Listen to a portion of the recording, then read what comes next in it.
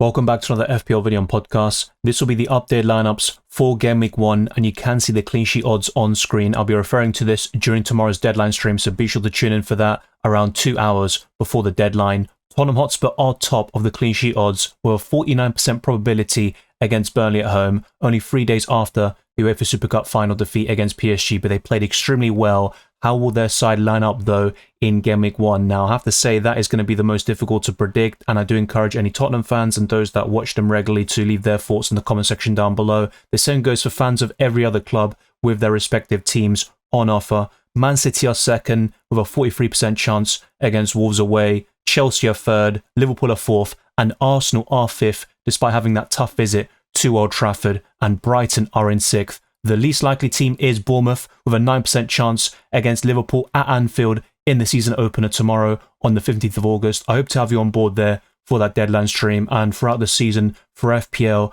and use your fantasy content. If you want to support the channel, then drop a like. Let's try to get this to 300 likes in general, and let's keep on pushing towards new goals like 35,000 subscribers who recently hit 34k, and it's all thanks to your support. Check all the links in the description for my Patreon and the championships. Furlax to my videos, amongst many other perks. The Discord server, FPL League and Spotify can also be found in the description. But without further ado, let's jump straight into the update lineups, covering all the preseason friendlies, finals and results to identify the most informed players and the most likely starting 11s. I'll start off with the Gunners, who are up first because of the alphabetical order, and I've only made one change from the previous predicted 11, and that's Ben White in for Jurriën Timber, who hasn't featured too much in pre-season, albeit he started against Athletic Bilbao in a 3-0 win and played 64 minutes. David Raya should be the goalkeeper. Saliba, Gabriel and Lewis Skelly also looks fairly locked in, but there are some debates about Calafiori starting at left back, but a lot of his games in pre-season have been as a left centre back alongside William Saliba. The midfield three should be Zubimendi, Odegaard and Declan Rice. Bukayo Saka and Gyökeres should start, although Kai Havertz scored a brilliant goal against Athletic Bilbao, and Gabriel Martinelli on the left is another somewhat doubt over Noni Madueke, who had a decent cameo off the bench against Athletic Bilbao as well. But Arsenal kicked things off against Watford in a 2-0 win on the 19th of July. Havertz and White scored the only goals. They beat AC Milan 1-0 courtesy of Bukayo Saka. Then they got another victory against Newcastle 3-2, an own goal forced in by Havertz. Odegaard scored a penalty, won by Max Dallman, a 15-year-old who's been one of the bright sparks of pre-season, and Merino scored the other goal, which was also assisted by Havertz. They also lost 1-0 to Spurs with a great goal by Pape Matar Sarr. They then lost 3-2 against Villarreal, which really rung some alarm bells there, but Odegaard scored a penalty, and Christian Norgard also helped to make the scoreline look more respectable. He scored the goal to make it 2-1 at the time, and then they beat Athletic Bilbao 3-0. Gyökeres scored his first goal in an Arsenal shirt, albeit not in a competitive scene. Zubimendi with a brilliant assist there.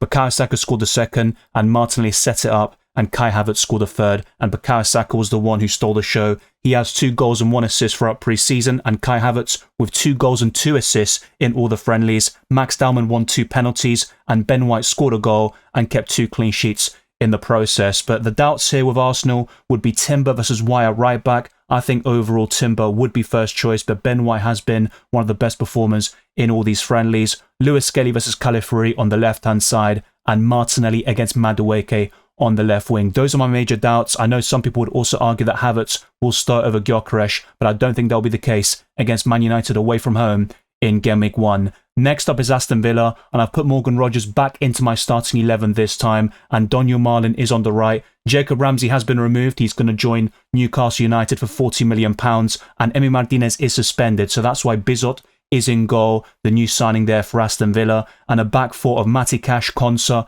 Pau Torres and Maatsen. So I've made multiple changes to this Villa lineup, with Pau Torres taking Mings' place in the previous edition, and Maatsen should start at left back over Luka Dean, but that remains a slight doubt in my opinion. Kamara and Tielemans in central midfield, McGinn on the left, Rogers down the middle, Marlon on the right, and the informed Ollie Watkins up front. He has scored in 5 consecutive games to make it 5 goals and 1 assist in pre-season. Marlon has 2 goals and 3 assists. Jacob Ramsey, albeit he's going to Newcastle, had 2 goals and an assist, and Buendia also had the same numbers. Aston Villa's results haven't been great. They lost 1-0 to Warsaw, 3-1 against Hansa Rostock, They also drew to Eintracht Frankfurt 2-2. They got a 2-1 win against St. Louis City, a 2-2 draw against Nashville SC, a 4-0 win over Roma, which was incredible, a 3-1 loss against Marseille, and they beat Villarreal 2-0. But Rodgers and Watkins, those two are definitely the standouts from this team. And defensively, I think Konsa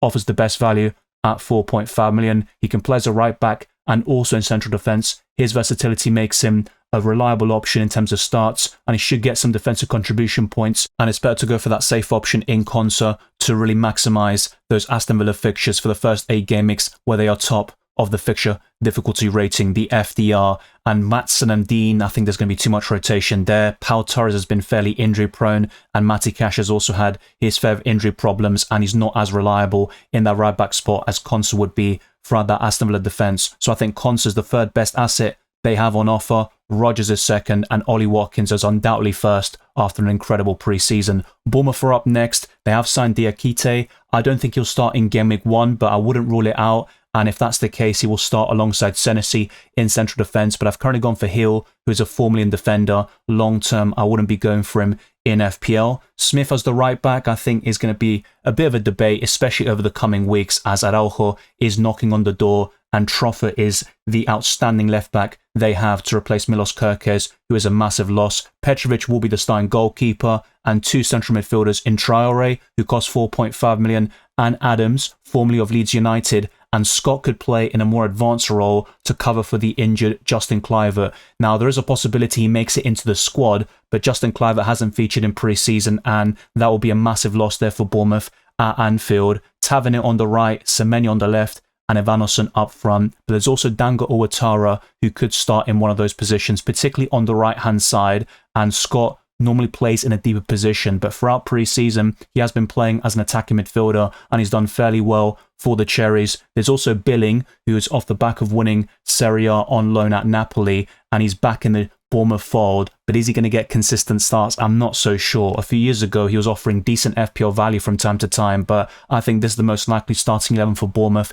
in Game Week 1. They beat Hibernian 2-1 back in July, also 6-2 against Bristol City, but it all went wrong after they lost 4-1 against Man United. And just before that, they beat Everton 3-0, so things were looking quite decent for them. They also lost 2-0 against Bournemouth, a 0-0 draw against Real Sociedad, and against the Real Sociedad B team, they drew 1-1 in a behind-closed-doors friendly where Evanescent scored, and the star players are Dango Ouattara with 2 goals and an assist. Evanescent has the same numbers. Troffert scored a brace on his debut off the bench, and Billing also got 2 goals throughout the recent friendlies. So I think with Bournemouth, they've got some interesting FPL assets, but not to the same level as last season. And it's between Semenyo and Evanescent if you want to cover them beyond Game Week 1. Brentford are up next with several injury doubts in Kelleher and Kevin Schade, but I think both of them will start in Game Week 1. They drew 1-1 against Gil Vicente. They also beat QPR 1-0 and drew 2-2 against Borussia Mönchengladbach. So they haven't played many friendlies compared to the other Premier League teams. Collins got a goal, an assist,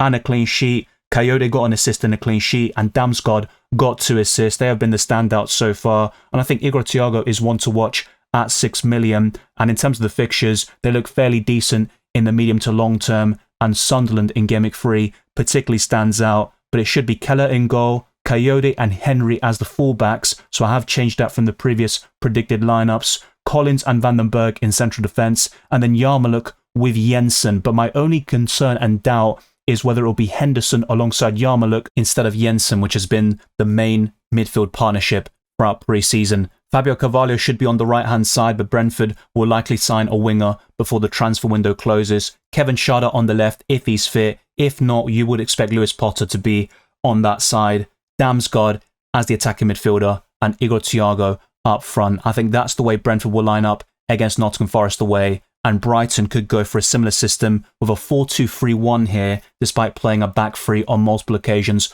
under Hursuler. Verbruggen will be the starting goalkeeper, Vifa as the right back, despite being a central midfielder by trade. Van Heck, Dunk and De Kuyper completes the rest of this defensive line, with Baleba and Ayari in the midfield, Mint on the right, Mitoma on the left, and Jorginho Rota behind Welbeck. I was going to talk about O'Reilly, but he has been linked with Juventus, and reports indicate he's quite close to joining them, so that's why I've gone for Jorginho Rota as the attacking midfielder, And Brighton beat Wycombe Wanderers 6-1, where Danny Welbeck scored 4 goals. They also beat Stoke City 3-1, a 2-0 win against Las Palmas, another 2-0 victory against Coventry, a 2-2 draw against Southampton. They played them again in a behind closed doors friendly in the same day. They won 1-0. They beat Wolfsburg 2-0, and they also did it again with a 2-1 win behind closed doors. So Brighton have had a very solid pre-season in terms of the results. Danny Welbeck has 4 goals. Ayari has 2 goals and 2 assists, so that could be one to look at. Minto with 2 goals and an assist. O'Reilly with 1 goal and 2 assists, and Jorginho Rota with even better numbers. He got 2 goals and 2 assists respectively, and Mitoma with only 1 goal, so he has been a bit underwhelming, but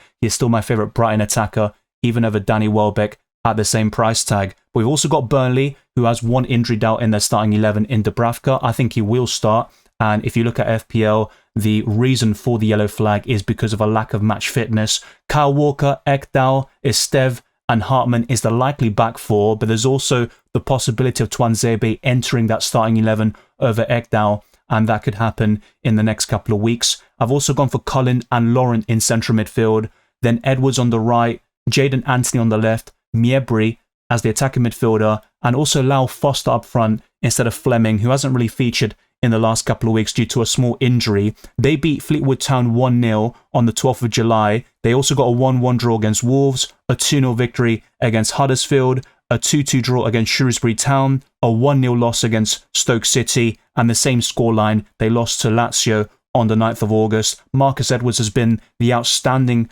player for Burnley in pre-season with 3 goals. Estev and Dubravka will be the standout picks at 4 million, and most of us will have Dubravka as a backup goalkeeper. But if you wanted an outfield player, especially in those attacking areas, Marcus Edwards is the way to go with his recent form and the quality he showed at Sporting, and he has done it for Burnley as well, despite maybe not fulfilling his full potential just yet, ever since joining in January, which was already a surprising signing in of itself. But Chelsea are up next. They won the Club World Cup, as we all know, and I covered that competition on this channel. They beat Bayer Leverkusen 2-0 on the 8th of August, and Joao Pedro scored once again. They got a 4-1 victory against AC Milan, and Delap scored a brace. Joao Pedro on the score sheet, and I think he is definitely the one that really stands out at that price tag. The minutes could be a concern over the course of the season, but Cole Palmer and Joao Pedro, they have produced so many returns throughout the Club World Cup and the recent preseason friendlies with 6 and 5 goal contributions respectively. Pedro Neto got 3 goals and an assist. Delap has the same numbers there, and Enzo Fernandez with 1 goal and 3 assists. So a lot of informed Chelsea players in this team, and even defensively you've got Cucurella on the left-hand side. Robert Sanchez in goal offers good value, but I think the likely starting 11 comprised of Sanchez in goal, James and Cucurella as the fullbacks, Tosin Adarabioyo and Chalobah. So I don't think Hayter will start just yet, and Levi Colwill will miss most of the season due to an ACL injury. Hopefully he recovers very soon. And you could argue that Gusto will start on the right, and a lot depends on who's in front of him. That will influence the starting right back for Chelsea in many games this season. Enzo Fernandez and Caicedo is the likely midfield partnership, but sometimes Enzo Fernandez will play in a more offensive role, which will then push Palmer to the right-hand side. But here I've gone for Gittins on the left, Neto on the right, and Joao Pedro up front. The one I'm least sure about is Gittins, and we could see something a little bit different. And over time, we might even have something like Delap up front, Joao Pedro as the 10, Palmer on the right, and Neto on the left. I think that will be Chelsea's best forward line on paper, and that also has a bit of everything in terms of physicality, technique, goals, pace, you name it. And Chelsea are one of the favourites to compete for the title besides the Liverpools, Arsenals, and Man Cities of the world, and most people expect them to finish in the top 4 quite comfortably. We'll see what happens, but they definitely have the pedigree after winning 2 trophies in the last couple of months. Crystal Palace have also won a trophy, in fact 2 of them, the Community Shield against Liverpool on penalties and the FA Cup against Man City a few months ago. They beat Millwall Town 1-0 over a month ago. They also got a 3-0 win against Crawley Town, a 1-1 draw against Mainz. They then lost to the same team by a 3-2 scoreline. They beat Augsburg 3-1. They then lost to them 1-0. And of course, that famous victory against Liverpool on penalties, where Mateta scored and Ismaila Sarr got a goal and an assist. And Mateta has 5 goals and 1 assist throughout pre-season. Sarr has 1 goal and 3 assists. And Eze, another informed player, with 2 goals and an assist. But he's heavily linked with Tottenham Hotspur, and Arsenal are also reportedly interested. So we could see Eze leave, And despite the reports about Mark Gay leaving this summer, it looks like he's going to stay now and see out the rest of his contract. So he will go for free next season. And I think Mark Gay is a very decent option at 4.5 million. The same goes for Richards. I think both of them will start. Dean Henderson in goal and Lacroix, who offers really good defensive contribution potential. Mitchell and Munoz as the wing backs, and I think Munoz has everything. Goals, assists, defensive contributions, but you also get some yellow cards along the way. Wharton and Hughes is the likely midfield partnership after Kamada was injured and he was subbed off in the Community Shield final. Sarr, Eze and Mateta is a locked-in front three, assuming they all stay at the club, and Eze, of course, is the big doubt. Over the first 3 game weeks, it looks quite tough on paper, but Palace's long-term fixtures are quite decent, and it all starts with Sunderland at home in Game Week 4. But let's now go on to another team with different circumstances in Everton, and they've had a few injury problems, especially in their defensive line. Mikalenko is a doubt, so I think Asnu will be the left back there, and Branthwaite will miss the next month of football, and Keane will replace him at 4.5 million. But Pickford is ever present between the sticks. Tarkowski is a machine when it comes to defensive contributions, and Jake O'Brien is quite underrated at right back. Idrissa Gana Gueye and Ghana should be the main midfield partnership, with Alcaraz on the right, albeit McNeil could get some game time there. Dewsbury Hall in the centre, Ndai on the left, and Beto up front. Even though unofficial reports indicate that Beto has fallen out with David Moyes, I'm not sure if that's really reliable. There is Tiano Barry, who I think will become the main striker for Everton over time. And Jack Grealish has been signed on loan from Manchester City, and I think he'll be the starting attacking midfielder from Game Week 2 or 3 onwards. And we could see Dewsbury Hall in a deeper position, taking Ghana's place, for example,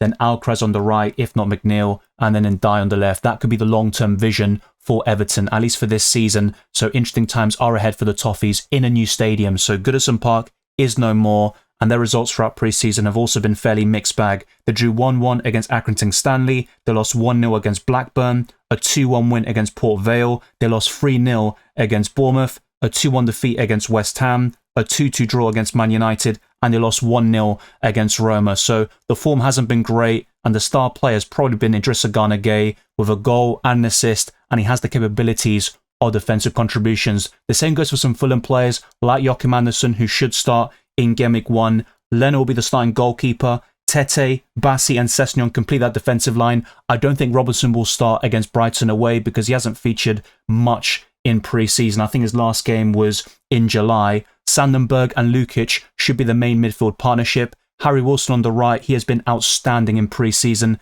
Iwobi on the left, Jimenez up front, and Josh King, a 4.5 million option, could start as the attacking midfielder. A lot of Fulham fans highly rate him. He's only 18 years old, and the potential is certainly there. With Smith Rowe, he's mainly played on the left-hand side, so I don't think he'll start in Game Week 1 now, but that is still something that remains to be seen. Maybe Marcus Silva will prioritise the experience that Smith Rowe has over Josh King, so maybe I'm wrong about that, but I think King could get the opportunity to really impress against Brighton away from home. Now, Fulham got a 4-1 win against Aberdeen, a 1-0 victory against West Brom, yet another victory against Nottingham Forest by a 3-1 scoreline. They also beat Al Ittihad 4-2, a 1-0 win against Eintracht Frankfurt, but in between those two games, they lost 3-2 against Sheffield United, the only bad result throughout pre-season for them. Harry Wilson with 5 goals and an assist is the best player in these friendlies, and Smith Rowe got 3 goals and 1 assist, so you could argue it is quite harsh for him to be on the bench, and Iwobi hasn't featured as much throughout pre-season as well. Leeds United are up next with one doubt in their starting 11 in Bogle, but I think he will start, and Perry will be their main goalkeeper this season. Rodon and Straub will be the main centre-back partnership, but with Biol back in Game Week 2 after a suspension carried over from Serie A, I believe, I think we'll see Straub drop to the bench. A lot of Leeds fans were quite adamant about that in the comment section, so thank you very much for your feedback. Goodmanson on the left, and a midfield three of Ampadu, Tanaka, and Stack. But what about Sean Longstaff? Could he start over one of Ampadu or Tanaka? It's certainly possible, but Stack will definitely start. He scored in a recent preseason game, and I think he's the best one they have to offer in the midfield. Daniel James on the right, Nonto on the left, and Piru up front. But Calvert-Lewin could be the main starting striker from Game Week 2 onwards when they face Arsenal away. I just think Piru will get the nod in Game Week 1. Now, Leeds drew 0-0 against Man United last month. They then got a 4-1 win against SC Verl. They got a 3-2 win against Paderborn, a 1-1 draw against Villarreal, and another draw, 1-1 against AC Milan. So they are unbeaten in pre-season, and Piru, with 4 goals, has been the standout player from an FPL perspective, but I wouldn't recommend him at 5.5 million. Now, Liverpool should go for a 4-2-3-1, and we could see Curtis Jones partner Szoboszlai. I think Jones was quite impressive against Crystal Palace in the Community Shield final, but Alisson will be the main goalkeeper, Frimpong and Kerkez as the fullbacks, Konate and Van Dijk in central defence, and I think McAllister, despite a poor showing in that final, I think he'll be alongside Szoboszlai there in the midfield. Wirtz a little bit further forward there, Salah and Gakpo on the wings, and Ekitike up front. He scored in 4 minutes against Crystal Palace, and I think he offers good value at 8.5 million. And Liverpool's fixtures are good in the long term, despite facing Bournemouth, Newcastle, and Arsenal in the first 3 game weeks. And it's fair to say that Liverpool have played a lot of pre-season games. They beat Preston North End 3-1 last month. They followed that up with a 5-0 win over Stoke City. They lost to AC Milan 4-2, but then responded well against Yokohama with a 3-1 win. They beat Athletic Bilbao 4-1 and 3-2 on the same day, and they lost on penalties against Crystal Palace, where Ekitike and Frimpong scored the goals. Wirtz and Szoboszlai provided the assists. The informed player has been Cody Gakpo with 5 goal contributions, and Rio, a 16-year-old, got 3 goals and 2 assists. Florian Wirtz with 1 goal and 3 assists. That was matched by his teammate Dominic Szoboszlai, who plays in a deeper position, and Liverpool have many great options in FPL. The same goes for Man City, but the rotation is always a problem. I've gone for Edison between the sticks, despite the fact he could leave within the next few days. Matheus Nunes, Ruben Dias, Gvardiol, and Aït-Nouri could be the back 4. And to be honest, with Trafford, I don't know why, I've got a sneaky feeling there is a chance that he starts in goal, which I talked about in my recent lineups video. But most predicted lineups on the Blue Moon City forum for Man City fans and also these different media outlets do have Edison between the sticks. The midfield 3 comprise of Reinders, Bernardo Silva, and also Gonzalez here. That's what I've gone for, and Reinders should play a more offensive role after the injury to Rodri, even though you could argue it could be the other way around, and without Rodri, Reinders needs to play a deeper role if Man City want to incorporate more attacking options like Cherki, who could still start, but my front 3 is Marmoush, Haaland, and Jeremy Doku. Savio is linked with Tottenham Hotspur, and the player is keen on a move, so I no longer believe Savio will start against Wolves away, despite featuring quite heavily in the Club World Cup, alongside Doku in a very direct system for the Citizens. They beat Preston North End 1-0 only last week, or 2 weeks ago at this point. They also got a 3-0 win against Palermo, and the standout was Reinders off the bench, scoring a brace. Haaland scored the other goal, and Rico Lewis got an assist, but I think Matheus Nunes is still the undisputed number 1 choice at right back, but he has struggled against his former club, Wolverhampton Wanderers, and that's where Rico Lewis could get an opportunity to shine in Game Week 1 anyway. But I think defensively, Aït-Nouri is the standout pick, but he will be rotated from time to time. Reinders is my favourite midfielder at 5.5 million, and Erling Haaland is always one of the best options in the game. But Man United are of interest this season, and Benjamin Sesko could start against Arsenal, and who would have thought? Gyökeres was kind of destined to go to Man United and Sesko to Arsenal, but instead the roles have reversed. I think Bayanda will start in goal, but Andre Onana is back, so we could see him feature against the Gunners. Yoro, De Ligt and Shaw is the likely back 3, which we have seen throughout pre-season, and I've gone for Ugarte and Casemiro, a more defensive approach against Arsenal, with Amad Diallo and Dorgu as the wing-backs, Mbeumo, Fernandes and Cunha up front, but over time, we're going to see Fernandes alongside Ugarte in central midfield, Cunha as the left inside forward,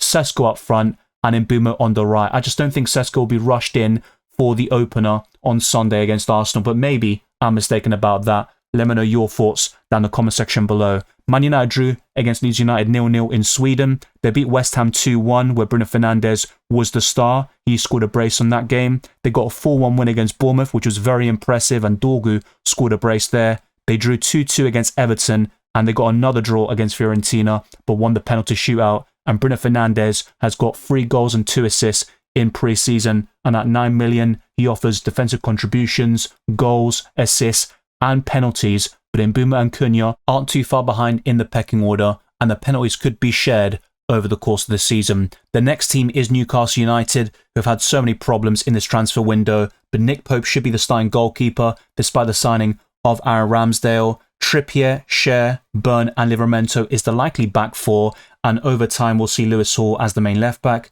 Livramento on the right, and also the new signing Thiaw from AC Milan being in central defence, so that gives another option with Botman having so many injury problems, and Newcastle need more depth. Their starting 11 is amongst the best in the league, but their bench does lack a lot of quality and game changers. The midfield though is very solid with Tonali, Bruno Guimaraes and Joelinton. Jacob Murphy is my preference on the right based on his preseason results, getting a goal against Arsenal and also being fairly decent. He's got 3 goals and 1 assist actually throughout the preseason games. Barnes on the left and Gordon up front, who is a bit of a doubt, and Isak has been axed from the squad at the moment based on what's happened in the transfer window. But I think we could see Elanga on the right. That is going to be one of my concerns about the starting 11, and he will be the main right winger for Newcastle this season. But in Game Week 1 against Aston Villa away, I think Jacob Murphy could get the nod here for Newcastle, and Eddie Howe typically is quite slow in introducing new signings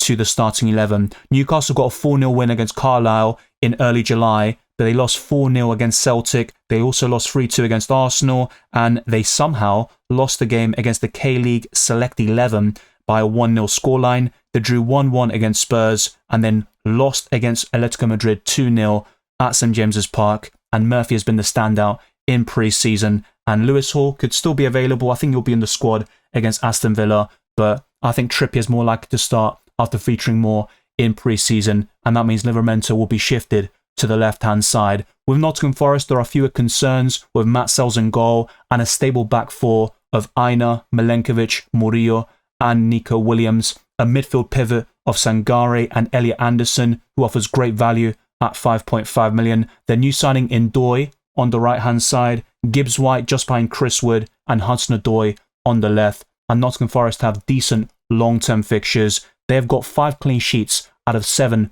pre-season games, a 0-0 draw against Chesterfield and Monaco. They lost 3-1 against Fulham, then got another 0-0 draw against Estoril Praia. They got a 1-0 loss against Birmingham City, and then, you guessed it, 2 0-0 draws against Fiorentina and Alcatia. Chris Wood has 1 goal throughout pre-season, and Nico Williams got an assist, and of course, those defenders and Sells in goal are the standouts, and if you had to pick a midfielder, Elliot Anderson would be my recommendation right now. And Sunderland are also a bit of an interesting team here, because sometimes they could play Xhaka as the holding midfielder and then put Lafitte as one of the midfielders alongside Diarra, Talby on the right, Adingra on the left, and Mienda up front. I'm more convinced about the defensive line with their new signing Roofs between the sticks, Hume, Ballard, Sealt for the time being, and Reynildo Mandava, who can play as a left back and a centre back, but I think he will be their established left back option this season. And Masuaku has been signed. He used to play for West Ham United,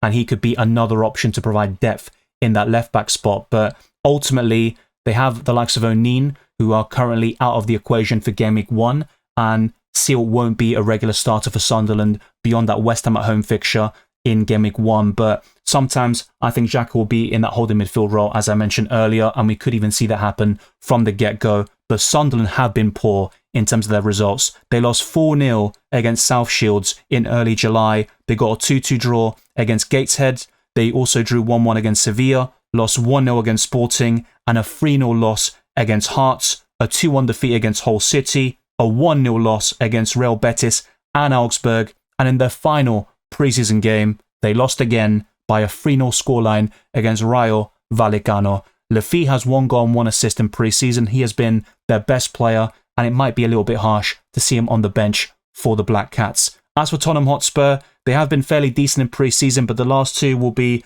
a bit bitter, I'd say. It would leave a bitter taste in their mouths because they lost 4-0 against Bayern Munich and the UEFA Super Cup final. They played so well for 80 minutes. They were 2-0 up, and they somehow lost the game on penalties after also being 2-0 up in the shootout. Pape Sarr has been the standout with 3 goals in pre-season. They beat Reading 2-0 in mid-July. They got a 2-2 draw against Wycombe Wanderers, a 0-0 draw against Luton, a 1-0 win against Arsenal was the standout, a 1-1 draw against Newcastle United, and of course the last 2 results, which I just mentioned. And I think their starting 11 over the course of the season will be this: Vicario in goal, Borro, Romero, Van der Ven and Spence, Joao Paulinho and Bentancur in the midfield. Pape Sarr a little bit more advanced, although Bergvall could also get some minutes in that position. Johnson and Kudus on the wings and Richarlison up front, but they played a back three against PSG. So in fixtures like Man City away in Game Week 2, don't be surprised to see Spurs play Danso and this sort of back five formation or back three, and then playing Kudus up front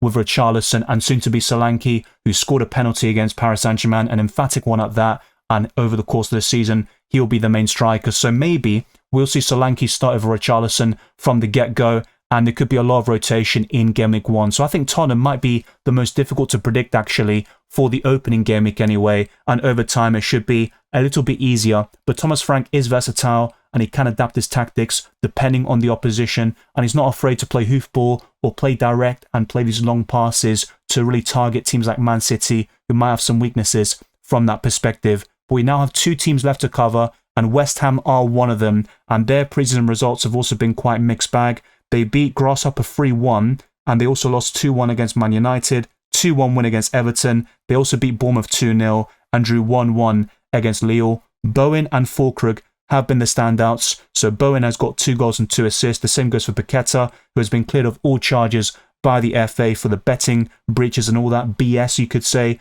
Fulkrug got 3 goals, and Callum Wilson has been signed, but I don't think he'll start in Game Week 1. And the same goes for Hermanson in goal. I think Areola will keep his spot for now against Sunderland away, and a back three of Todibo, Agerd, and Kilman is the most likely. Wan-Bissaka and Diouf as the wing-backs. Potts and Ward-Prowse would be in central midfield, but West Ham are looking for another central midfielder, and Potts only costs 4.5 million. Bowen and Paqueta on the wings, and then Fulkrug up front, and sometimes West Ham will play a 3-5-2 formation, and they do have Sunderland in Game Week 1, and whilst the short-term fixtures aren't great, their fixtures in the long-term are looking solid. They are 5th in the FDR when you rate the quality of their fixtures for the first 10 game weeks of this season. But the final squad is Wolves. Jose Sarr in goal, a back three of Doughty, Agbadu and Totti Gomez is likely, and the new signing Wolf has finally been added to FPL after weeks of him just ghosting from the game basically.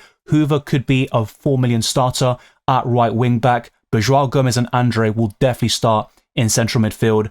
Arias on the right, Fer Lopez on the left, and Strand Larsen up front. That's what I've gone for. There's also Bellegarde and Menezzi who could get minutes in that left forward spot, but I think it'll be Fer Lopez, who has been decent in pre-season, who will get the nod in that particular position. Now, in terms of their results, they have been quite poor, Wolves, and I do worry for them in terms of their survival potentially. They lost 2-1 against Santa Clara. They drew 1-1 against Burnley and Stoke City. They also lost 3-1 against Lens, a 2-1 loss against Girona, and a 1-0 loss against Celta Vigo. But you can't judge too much from pre-season. They have signed some quality players like Arias and Wolf, for example, and I also think their manager has done a good job, Vitor Pereira, but he does have this habit and also trend of starting really well at his new club, and then within 6 months to a year, things do turn pretty sour very quickly. But Hwang Yi-chan scored 1 goal and got 1 assist throughout pre-season, and Arias scored on his debut in that 2-1 loss against Girona. And to be honest, from an FPL perspective, it's between Arias, Strand Larsen, and you might be looking at Hoover just because he costs 4 million to be fair. But I think Arias at 5.5 million, and yes, I've corrected the price this time round. That looks really enticing actually, and I will keep an eye on him, but I won't start this season when Wolves host Manchester City in Game Week 1. But they have caused problems to every single club at some stage over the years, and they always played this back three system irrespective of their manager. And despite losing Mateus Cunha, I think they still have some quality forwards and assets in Fantasy Premier League. That wraps it up for the predicted lineups for every single Premier League team and also their preseason results, which was quite extensive, the informed players, you name it. And I have updated the predictions from last time out with a few alterations, more clean sheets this time round, and not every single team scoring a bloody goal. So Liverpool 3, Bournemouth 0 is my current prediction. You'll see my final ones in the deadline stream tomorrow, so be sure to tune in for that. It would be great to have you on board. Aston Villa 3, Newcastle 2. I'm going to stick with that one actually. I've been quite bullish on that scoreline for quite some time, which probably means it's going to be bullshit. Brighton 2, Fulham 2, Sunderland 1, West Ham 2, Tottenham Hotspur 2, Burnley 1, Wolves 0, Manchester City 2, Chelsea 1, Crystal Palace 0, Nottingham Forest 1, Brentford 1, Man United 2, Arsenal 2, and then finally Leeds United 1, Everton 1. So keep your eyes peeled for that. The same goes for the clean sheet odds at the beginning. If there are any changes over the next few hours, they will be updated in time for tomorrow's deadline stream, and there's much more where that came from. If you saw my team selection video, I also provided my top 10 captaincy options, and that is also subject to change. The same goes for my FPL challenge team and my actual FPL squad, which is what counts, and I'll be helping you every step of the way this season for both FPL and UCL Fantasy. It would be a pleasure to have you on board.